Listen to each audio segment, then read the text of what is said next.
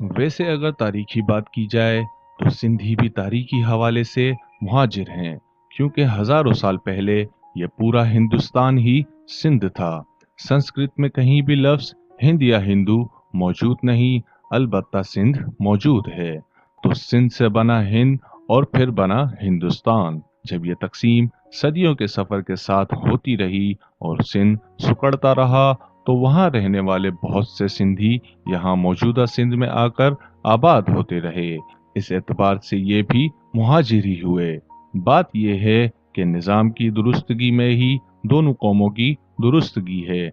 इन लड़ाई से सिर्फ बड़ों का फायदा होगा और अवाम जो अजल से ही बेवकूफ बनकर पिसती आ रही है, अब भी वही पिसेगी।